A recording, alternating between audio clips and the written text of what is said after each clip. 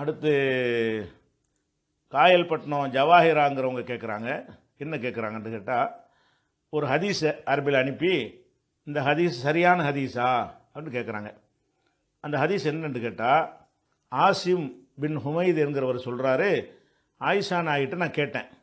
என்ன கேட்டேன்னு கேட்டால், இரவு தொழுகை ரசூல் ஸல்லல்லாஹு அலைஹி வஸல்லம் எதை கொண்டு துவக்குவார்கள்? பிமாக்கான ரசூலுல்லாஹி ஸல்லல்லாஹு அலைஹி வஸல்லம் யஸ்தஃப்திஹு கியாமல் லைலி, இரவு தொழுகையை ரசூல் ஸல்லல்லாஹு அலைஹி வஸல்லம் எதை கொண்டு துவக்குவார்கள் என்று நான் கேட்டேன். அப்போ காலத்து ஆயிஷா சொல்கிறாங்க, லக்கது சஅல் தனி அன்சையின், என்னிடத்தில் ஒரு செய்தி நீ கேட்டிருக்கிறாய். மா சாலனி அகதுன் அன்ஹு அகதுன், இதை பற்றி ஒத்துரெண்டு கேட்டதே இல்லை, யாரும் கேட்காத ஒரு செய்தி இப்போ தான் ஃபஸ்ட்டு நீ என்ன செய்கிற, என்கிட்ட கேட்டிருக்கிறாய் என்று சொல்லிவிட்டு ரசூல் ஸல்லல்லாஹு அலைஹி வஸல்லம் இரவு தொழுகை எப்படி ஆரம்பிப்பாங்க என்பதை வளர்க்குறாங்க. எப்படி வளர்க்குறாங்கன்னா, கான ரசூலுல்லாஹி ஸல்லல்லாஹு அலைஹி வஸல்லம் யுகப்பிரு அஷ்ரன், இரவு தஹஜ்ஜத் தொழுவதற்கு முன்னாடி தொழும்போது 10 தடவை அல்லாஹ் அக்பர் சொல்வார்கள். யுகப்பிர்னா தக்பீர் சொல்வார்கள், அல்லாஹ் அக்பர் சொல்லுவாங்க. ஒய் அஹ்மது அஷ்ரன், 10 தடவை அல்ஹம்துலில்லாஹ் சொல்லுவாங்க.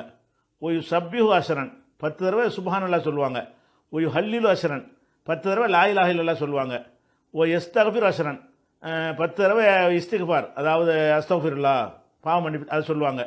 ஒய் யக்கூல், அப்புறமேல் சொல்லுவாங்க, அல்லாஹு மக்ஃபிர்லி, இறைவா என்னை மன்னித்து விடு, வஹ்தினி எனக்கு நேர்வழி காட்டி விடு, வருசுக்குனி எனக்கு ரிசுக்கு செல்வத்தை வழங்கி விடு, வாஃபினி எனக்கு ஆரோக்கியத்தை கொடுத்து விடு, அவுது பில்லாஹி அல்லாஹ் உன்ட்ட பாதுகாப்பு தேடுகிறோம், மின் லீக்கில் மக்காமி யோமல் கியாமா, கியாமத்து நாளில் உள்ள நெருக்கடியை விட்டு உன்ட்ட பாதுகாப்பு தேடுகிறேன் என்று சொல்வார்கள். அப்போ இரவு தொழுகையை துவக்கும் பொழுது என்ன சொல்லணும்னு கேட்கும் பொழுது திடீர்னு தக்பீர் கட்டி தொழுகிறாம இதெல்லாம் சொல்லிவிட்டு செய்யணும் அப்படின்ட்டு இந்த ஹதீஸில் இருக்குது. இது சரியான ஹதீஸான்னு கேட்குறாங்க. சரியான ஹதீஸ் தான். இந்த ஹதீஸ் நசையில் இருக்குது, நிறைய நூல்கள் இருக்கிறது. நசையில் உள்ள ஒரு ஹதீஸை நான் பார்த்ததை சரியான ஹதீஸாக இருக்குது. ஒரு ஹதீஸ் சரியாக இருந்தால் போதும். அப்போ இந்த துவாக்களை தக்பீர் தஹரீமாவுக்கு பிறகு தொழுகி உள்ளே ஓதணுமா தொழுகி வெளியே ஓதணுமான்னு கேட்குறாங்க. எதை கொண்டு துவக்குவார்கள் வருதுல, எதை கொண்டு துவக்குவார்கள்னு சொன்னாலே வெளியே ஓதுறேன், தொழுகைக்கு உள்ளே ஓதுறதுக்குன்னு ஒரு முறையை ரசூலுல்லாஹ் கற்று தந்துட்டாங்க. அது வஜ்ஜகத்து ஓதணும், பாயுது ஓதணும், அப்புறம் அல்ஹம்து, அதான் கற்று தந்துருக்காங்க.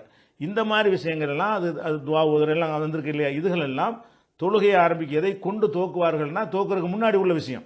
தொழுகையை தக்பீர் கட்டுறதுக்கு முன்னாடி இதையெல்லாம் சொல்லிட்டு அப்புறமேல இரவு தொழுகையை துவக்கணும். இதுதான் சரியான முறை. ரசூலுல்லாஹ் துவக்குவார்கள், இதுக்கு என்ன சிறப்பு இருக்குன்னு சொன்னதா ஹதீஸில் இல்லை.